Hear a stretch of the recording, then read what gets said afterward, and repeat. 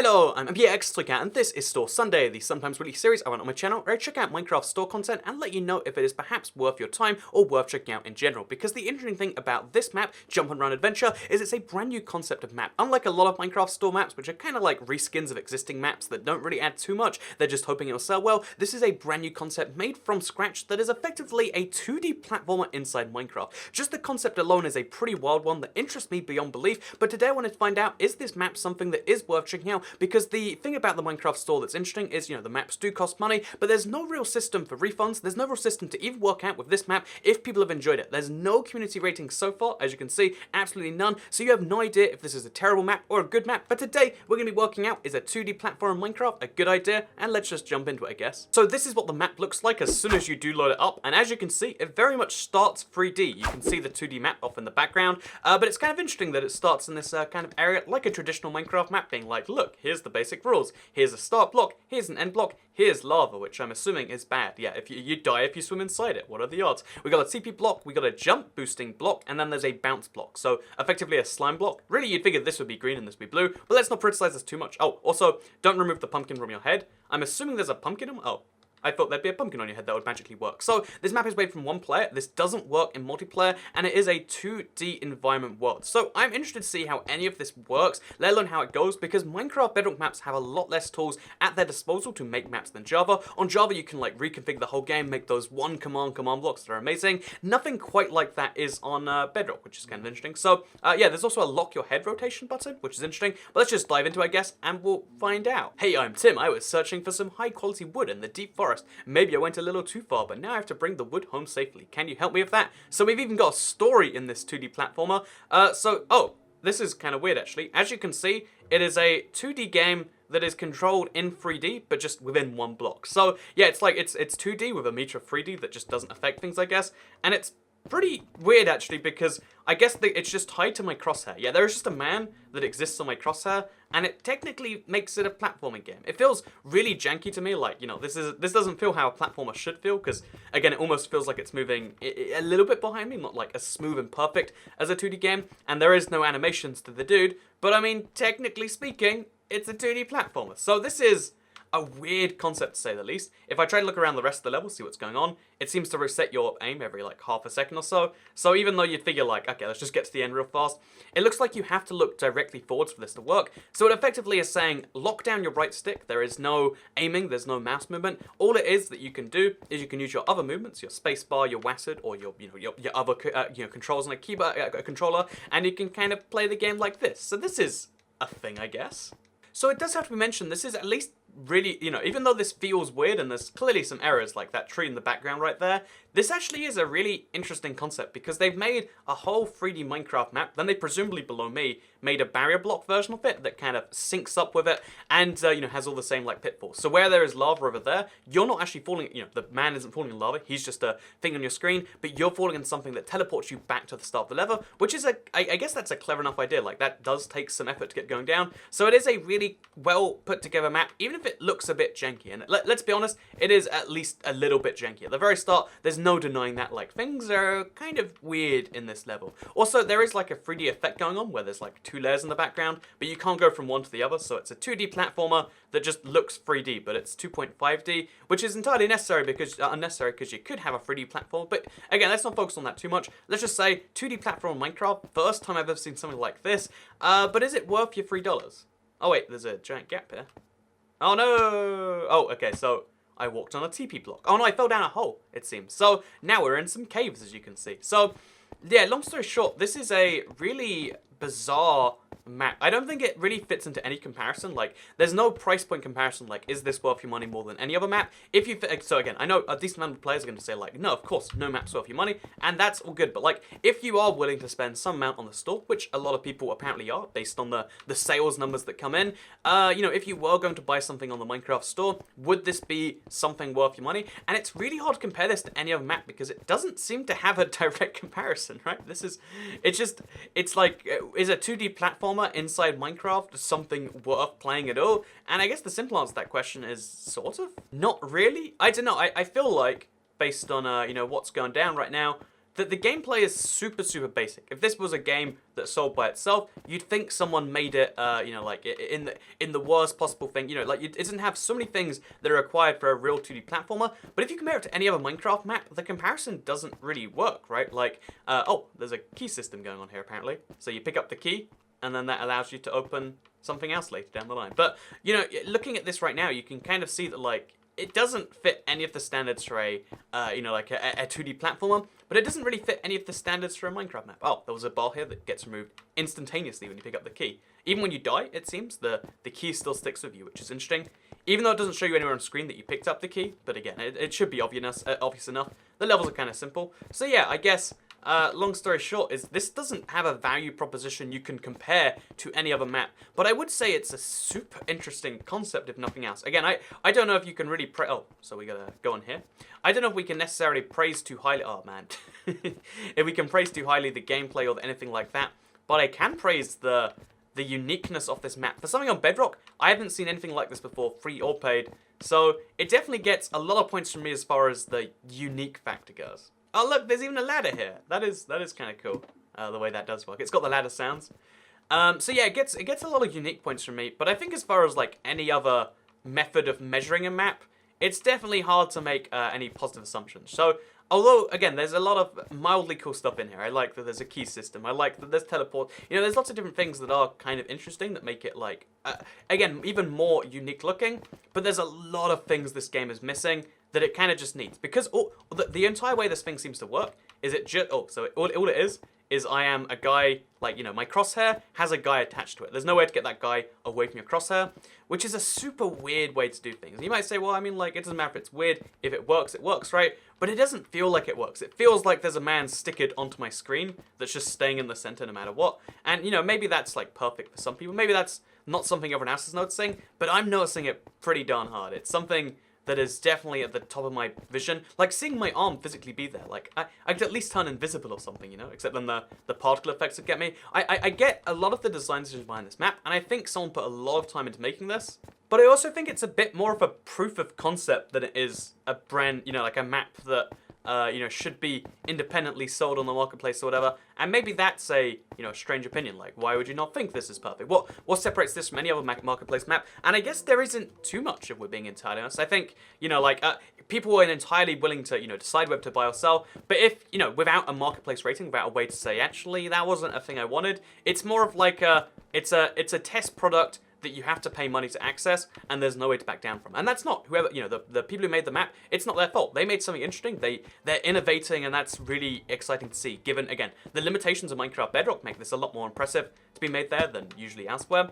But there's still the other side of that where it's like, but at the same time, there should be some way to kind of counterbalance that. There should be some, you know, way to be like, you know what, this was a great test of a map, but it's also something I don't want right now. It's like, it almost feels like, you know, the V1 of something that could be amazing later could turn into this fully fledged mod with like more features that slowly come into Minecraft, because there are so many amazing changes that happen to Bedrock that make the map development seem better and better, and, you know, give it more and more options.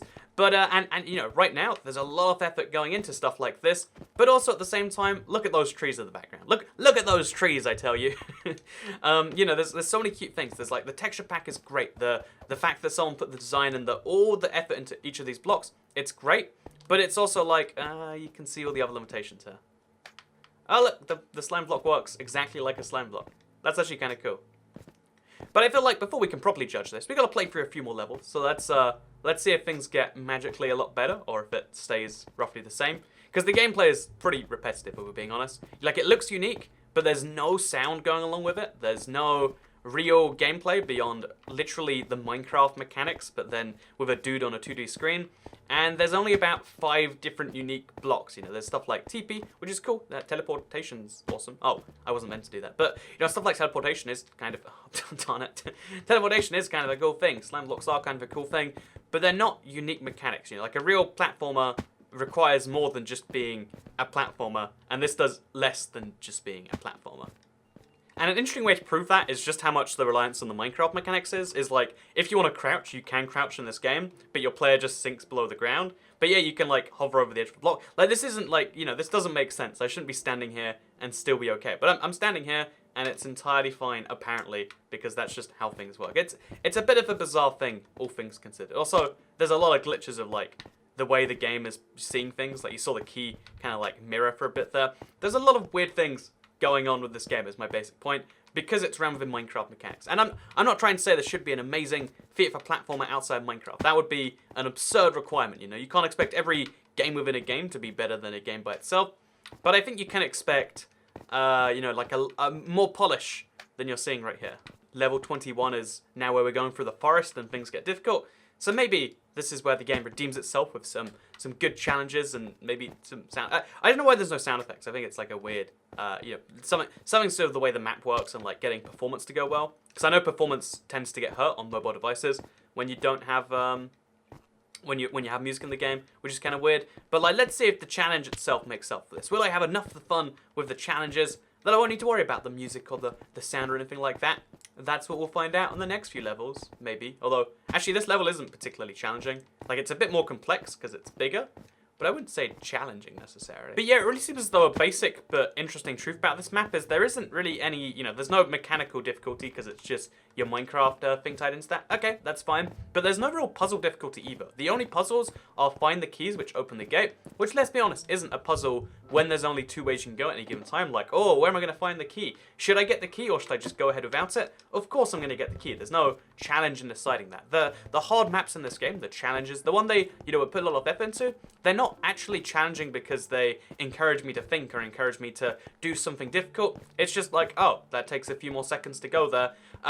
Which is, you know, like, it's, again, it's a really great as a proof of concept, but it doesn't make for an interesting mechanically, you know, game. It doesn't make for something where you're like, oh, I'm curious as to what they're going to throw at me next, because I know what they're going to throw at me next. After this level's complete, which, you know, will be done soon, after I find that gate that I've just unlocked and get to the end, there'll be another level where I have to find the key to get to the gate and get to the end, and then maybe a few more levels until the game is complete. That's what I'm feeling right now, but I'd like to be proven wrong. So something interesting is now music has come to the game, but it's generic Minecraft music.